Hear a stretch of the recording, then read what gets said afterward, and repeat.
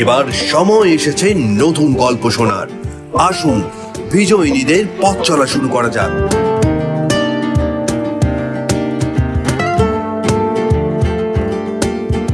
আজকের বিজয়িনীতে আমরা শুনবো এমনই নারীদের বাস্তব গল্প, যারা সব বাধা বিপত্তিকে জয় করে নিজের স্বপ্নকে বাস্তবে রূপ দিয়েছেন। তাদের সংগ্রামের গল্প হয়তো আপনাকে নতুন পথ দেখাবে, হয়তো আপনাকেও বিশ্বাস করাবে, হ্যাঁ আমিও পারবো। চলুন শুরু করি আজকের অনুপ্রেরণার যাত্রা। নমস্কার, দেখছেন ট্রাইব টিভি বাংলা। বিজয়িনীর আরও একটি পর্ব নিয়ে আমি অনন্যা রয়েছে আপনাদের সঙ্গে। বাঙালি ভোজন রসিক বলে সারা বিশ্বে তার খ্যাতি রয়েছে, আবার বাঙালি ব্যবসা পারে না এমন বদনামও রয়েছে। বাঙালির সেই ভোজন প্রেমকে কাজে লাগিয়েই কলকাতার বুকে ব্যবসা খুলে ফেলেছেন আজকের আমাদের বিজয়িনী অবজা চক্রবর্তী। আর আজ আমরা তার ক্যাফেতেই রয়েছি এই মুহূর্তে। অবজাদি, ট্রাইব টিভি বাংলায় অনেক অনেক স্বাগত। নমস্কার অবজাদি, আজ আমরা তোমার এই ক্যাফে সর্ষে অ্যান্ড সোলসে এসেছি। এই গুগলের চাকরি ছেড়ে ক্যাফে খোলার ভাবনা, এটা কবে থেকে শুরু হয়েছিল? দেখুন, গুগলের চাকরি ছাড়াটা তো একটা বিশাল সাহসের ব্যাপার। সাহস শুধু নয়, প্রচণ্ড খারাপ লাগারও ব্যাপার, কারণ গুগলের চাকরি পেতে হয়েছিল অনেক কষ্ট করে। কাজে চাকরি ছাড়বো সেটা একটা খুবই কষ্টকর মুহূর্ত ছিল, কিন্তু আমার পরিস্থিতি এরকম ছিল সেই সময়। আমার মায়ের সেই সময় ক্যান্সার ডিটেক্ট হয় এবং আমার সেই সময় ছেলে খুবই ছোট, 1 বছর বয়স। আর ওয়ার্ক ফ্রম হোম উঠে যাওয়াতে আমাকে অফিস হায়দ্রাবাদে, আমার গুগলের অফিস হায়দ্রাবাদ থেকে ডাকে। তো সেই সময় আমার পক্ষে পসিবলই ছিল না যে আমি অফিস জয়েন করি রেগুলার বেসিসে। তো তখন আমাকে বাধ্য হয়ে কিছুটা চাকরিটা ছেড়ে দিতে হয়েছিল। তো সেখান থেকেই তার পরবর্তীতে আমার যখন সব কিছু একটু নর্মাল হলো, মা একটু সুস্থ হলেন, ছেলেটাও একটু বড় হলো, তখন ভাবলাম যে এবার আবার স্টার্ট করব। তো এবার আমার এই রেস্টুরেন্ট খোলার প্যাশনটা, রান্না বান্না খাওয়া দাওয়া, এটা একটা প্যাশনের মধ্যেই ছিল এবং খুব ইচ্ছে ছিল যে কোনোদিনও পসিবল হলে অবশ্যই একটা রেস্টুরেন্ট আমি খুলবো।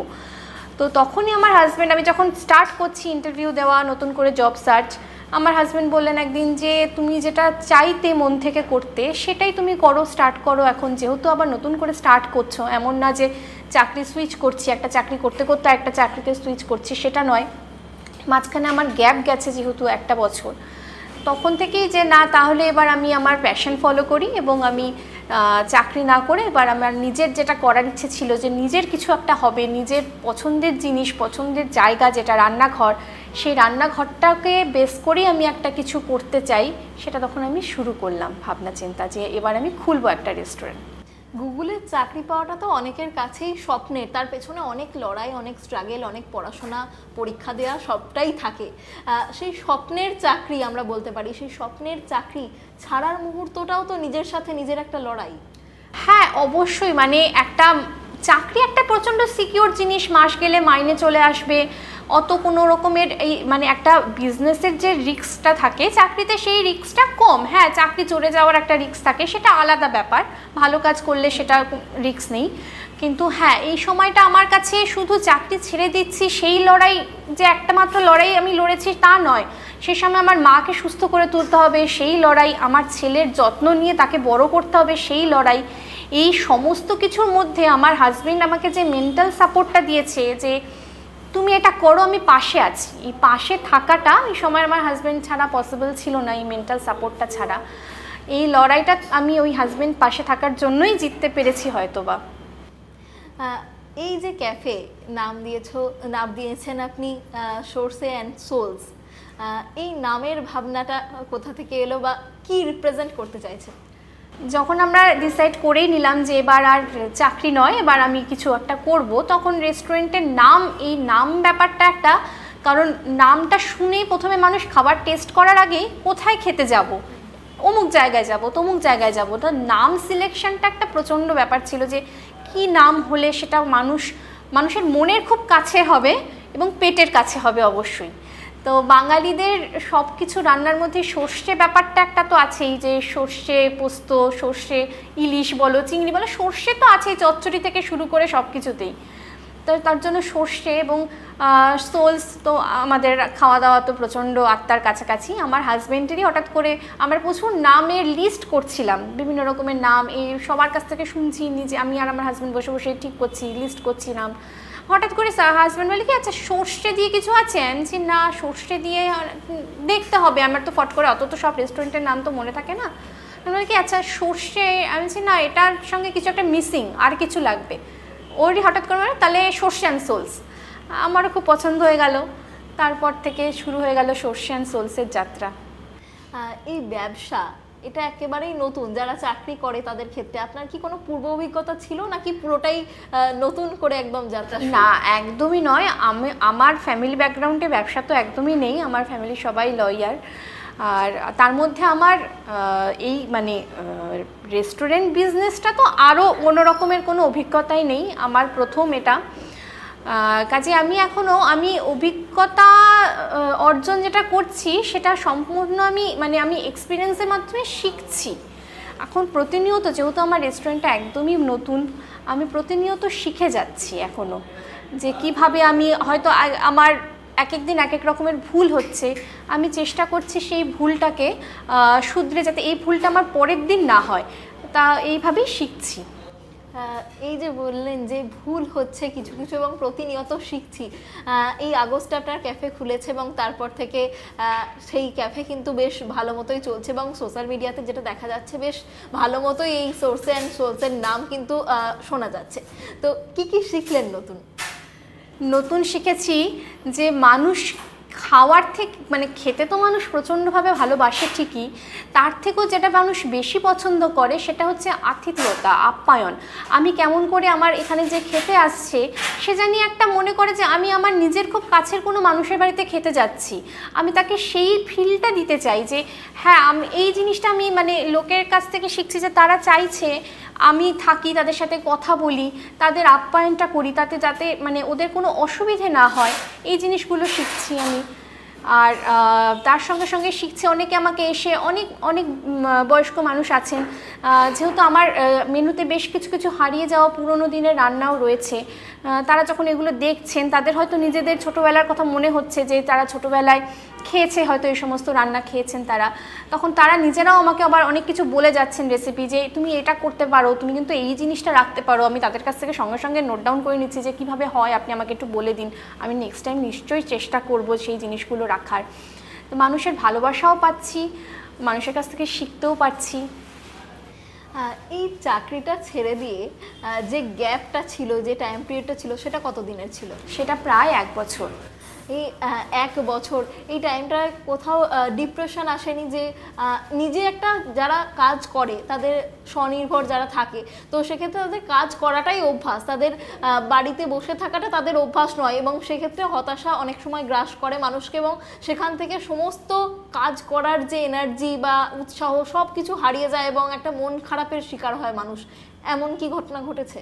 হ্যাঁ, আমি এই মন খারাপটাকেই আমার নতুন শুরুর একটা অস্ত্র হিসেবে ইউজ করেছি, যে আমার এই মন খারাপটাকে আমি মন খারাপ করে বসে থাকবো না, এই মন খারাপটাকে আমি কি করে আমি সেটাকে কাজে লাগিয়ে, যে না এইটা আমার এই মন খারাপটা লাগছে না, এটাকে রাখা যাবে না, এটাকে আমাকে কাজে লাগাতে হবে, যে আমি নতুন যে শুরুটা করব সেটার ক্ষেত্রে জানি আমি খুব ভালোভাবে শুরুটা করতে পারি। তো সেই ক্ষেত্রে আমার পরিবার আমাকে খুব সাপোর্ট দিয়েছে সেই সময়টায়, যে পাশে আছে, এই পরিবার যে আমার পাশে রয়েছে, তাতেও আমার কিছুটা ডিপ্রেশন তো কেটেইছে।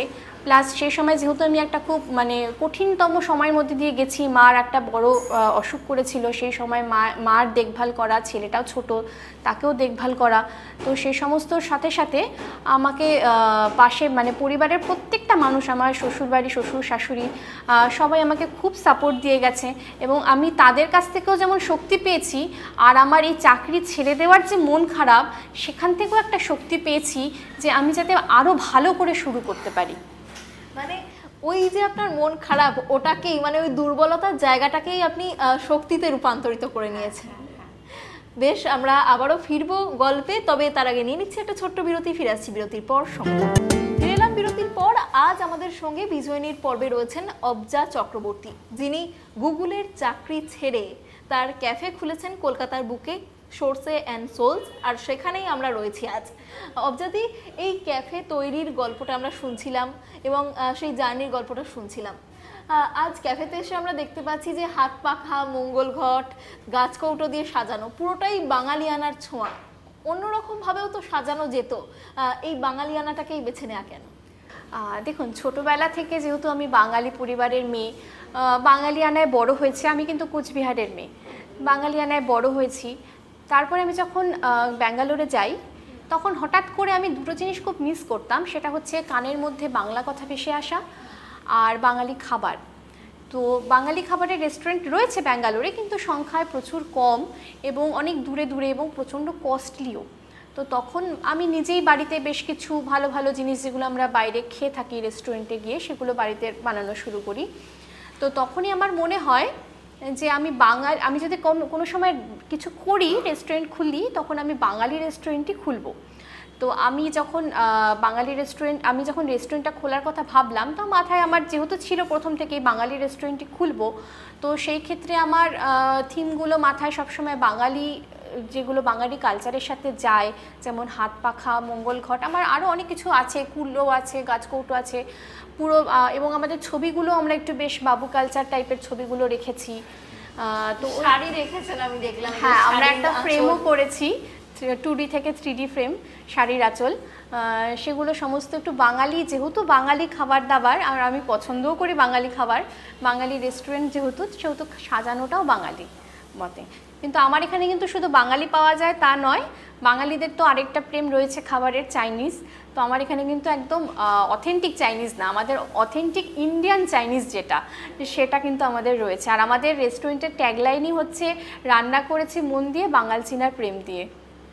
একদম, আমরা দেখছিলাম যে প্রত্যেকটা জায়গায় লেখা রয়েছে আপনার ক্যাফের এই যে ট্যাগ লাইনটা আপনি বললেন। আর বাঙালি খাবারের প্রতি যেমন প্রেম রয়েছে, তেমনই চাইনিজ খাবারের প্রতি প্রেমও রয়েছে। আপনি গুগলে তো চাকরি করতেন, তো সেক্ষেত্রে রান্না করার সময় পেতেন? হ্যাঁ, রান্না যেহেতু আমি খুব খেতে ভালোবাসি, আমি প্রচণ্ডই ফুডি, আমার হাজব্যান্ডও খুব খেতে ভালোবাসে। আর বিয়ের পরপরই আমাদের যেহেতু লকডাউন হয়ে গেছিলো সেই সময়, করোনার সময়টায়, আমি বাড়িতে রান্নাগুলো শুরু করি। এবং করতে করতে আমি তখন আমার একটা ওই যা হয় না, একদিন খেয়ে ভালো বললে আবার সেটার থেকে আবার আরও ভালো করার একটা ইচ্ছে আসে।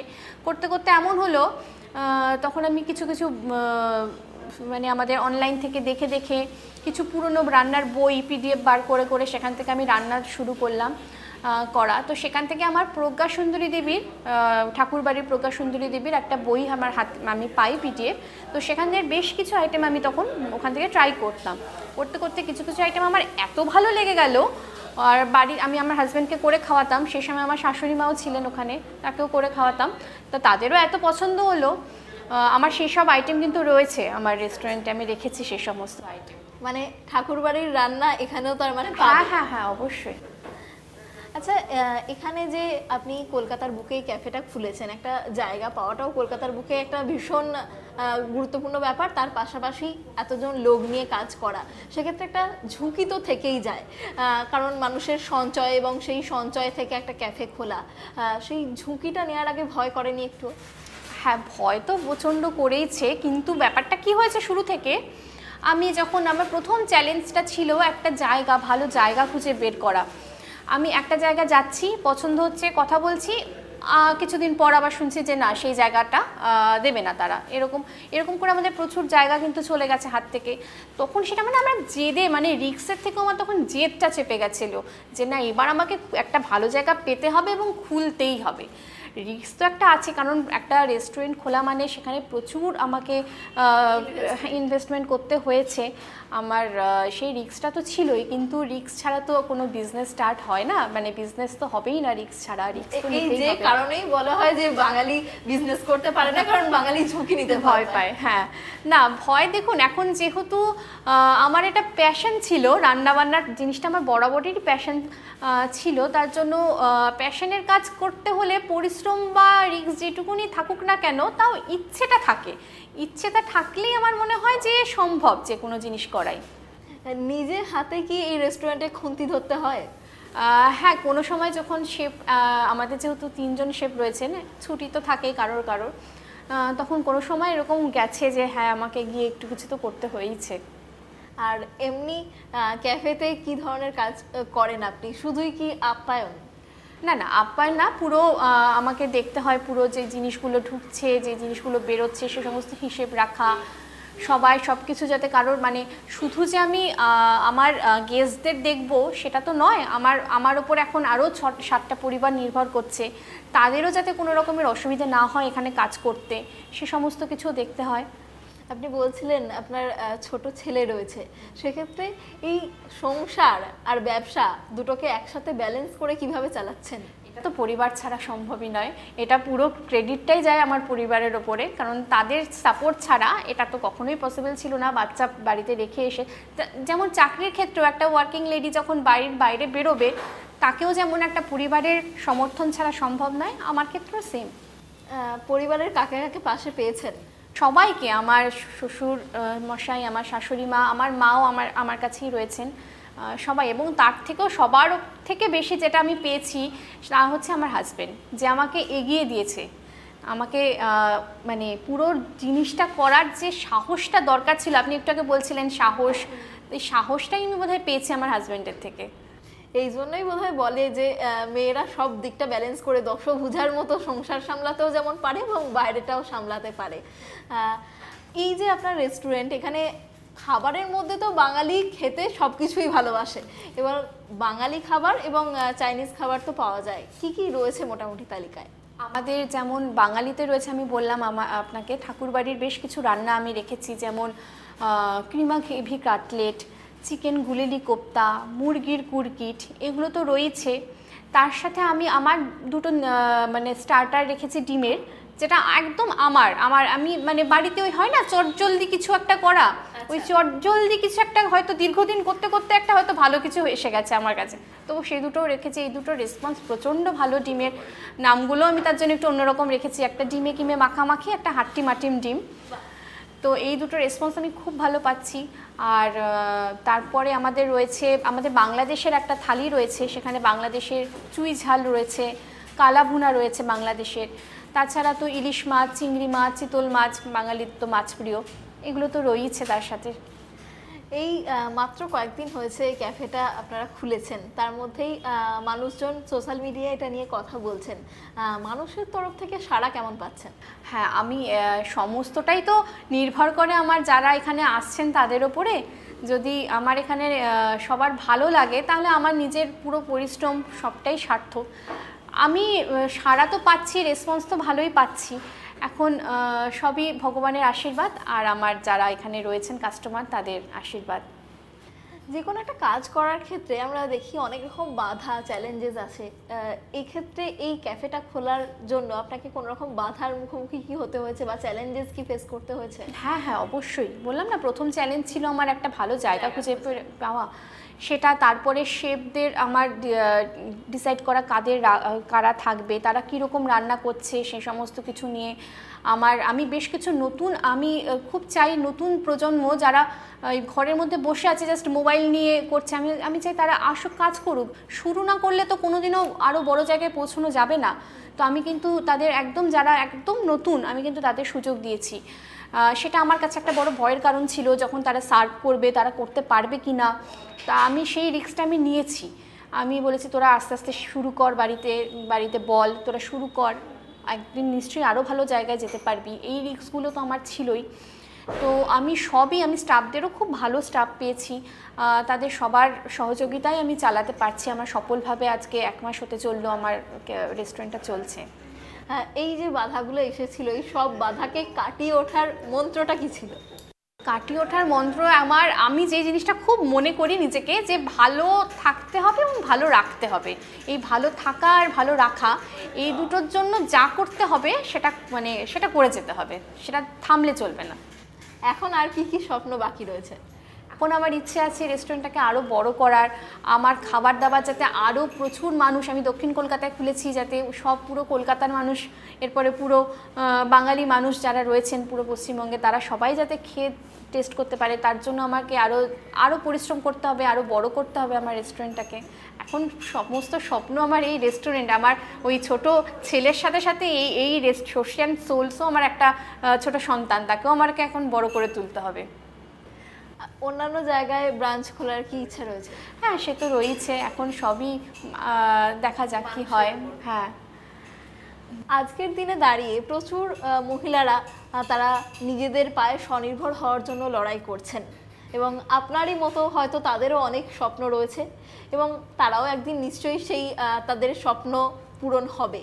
তাদের জন্য যারা এখনো লড়াই করছেন, কি বার্তা দেবেন? তাদেরকে আমি এটাই বলবো যে লড়াই ছাড়া জীবন হয় না, লড়াই করেই যেতে হবে, এবং লড়াইটা করে যান, মন দিয়ে করে যান।